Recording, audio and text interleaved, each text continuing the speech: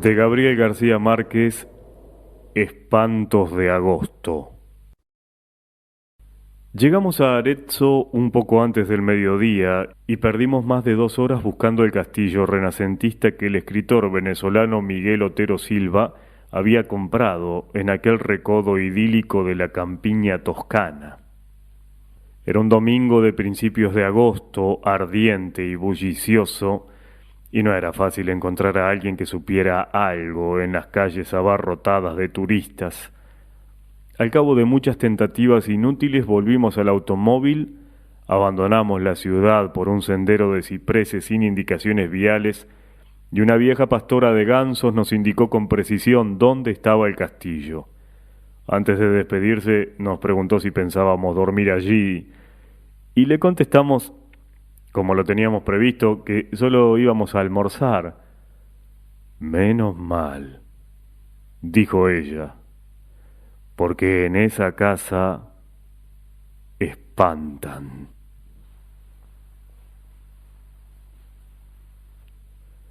Mi esposa y yo, que no creemos en aparecidos del mediodía, nos burlamos de su credulidad. Pero nuestros 2 hijos de 9 y 7 años se pusieron dichosos de conocer un fantasma de cuerpo presente. Miguel Otero Silva, que además de buen escritor era un anfitrión espléndido y un comedor refinado, nos esperaba con un almuerzo de nunca olvidar.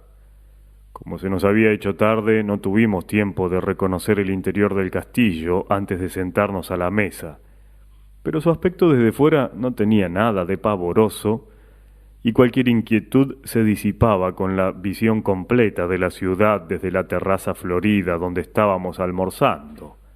Era difícil creer que en aquella colina de casas encaramadas, donde apenas cabían 90.000 personas, hubieran nacido tantos hombres de genio perdurable.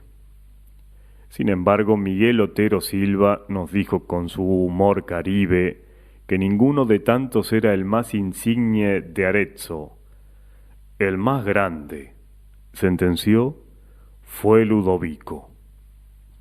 Así, sin apellidos, Ludovico, el gran señor de las artes y de la guerra, que había construido aquel castillo de su desgracia, y de quien Miguel nos habló durante todo el almuerzo. Nos habló de su poder inmenso, de su amor contrariado y de su muerte espantosa. Nos contó cómo fue que en un instante de locura del corazón había apuñalado a su dama en el lecho donde acababan de amarse, y luego azuzó contra sí mismo a sus feroces perros de guerra que lo despedazaron a dentelladas. Nos aseguró, muy en serio, que a partir de la medianoche el espectro de Ludovico deambulaba por la casa en tinieblas, tratando de conseguir el sosiego en su purgatorio de amor. El castillo en realidad era inmenso y sombrío, pero a pleno día, con el estómago lleno y el corazón contento, el relato de Miguel no podía parecer sino una broma, como tantas otras suyas, para entretener a sus invitados. Los 82 cuartos que recorrimos sin asombro después de la siesta habían padecido toda clase de mudanza de sus dueños sucesivos. Miguel había restaurado por completo la planta baja y se había hecho construir un dormitorio moderno con suelos de mármol e instalaciones para sauna y cultura física, y la terraza de flores intensas donde habíamos almorzado. La segunda planta, que había sido la más usada en el curso de los siglos, era una sucesión de cuartos sin ningún carácter, con muebles de diferentes épocas abandonados a su suerte, pero en la última se conservaba una habitación intacta por donde el tiempo se había olvidado de pasar. Era el dormitorio de Ludovico. Fue un instante mágico. Allí estaba la cama de cortinas bordadas con hilos de oro y el sobrecama de prodigios de pasamanería, todavía acartonado por la sangre seca de la amante sacrificada. Estaba la chimenea con las cenizas heladas y el último leño convertido en piedra. El armario con sus armas bien cebadas y el retrato de óleo del caballero pensativo en un marco de oro, pintado por alguno de los maestros florentinos que no tuvieron la fortuna de sobrevivir a su tiempo.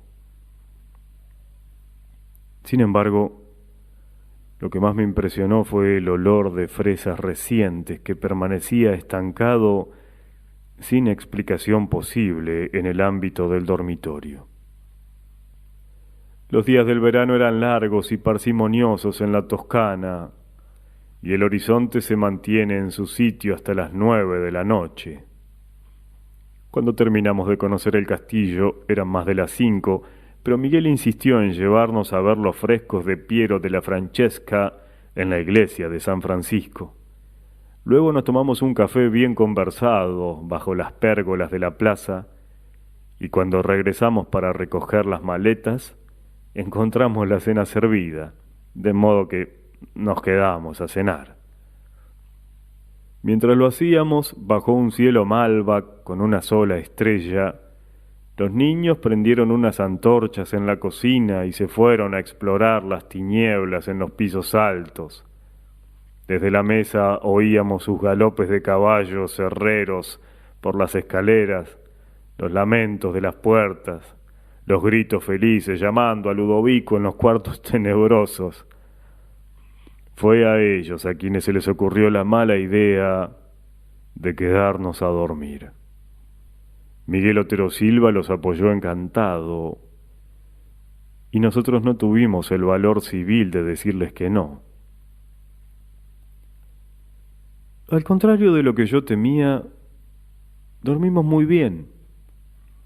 Mi esposa y yo en un dormitorio de la planta baja y mis hijos en el cuarto contiguo.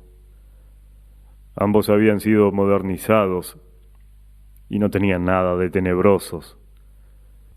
Mientras trataba de conseguir el sueño, conté los 12 toques insomnes del reloj de péndulo de la sala y me acordé de la advertencia pavorosa de la pastora de gansos. Pero estábamos tan cansados que nos dormimos muy pronto, en un sueño denso y continuo. Y desperté después de las 7 con un sol espléndido entre las enredaderas de la ventana. A mi lado, mi esposa navegaba en el mar apacible de los inocentes. ¡Qué tontería!, me dije, que alguien siga creyendo en fantasmas por estos tiempos. Solo entonces me estremeció el olor de fresas recién cortadas y vi la chimenea con las cenizas frías y el último leño convertido en piedra y el retrato del caballero triste que nos miraba desde 3 siglos antes en el marco de oro.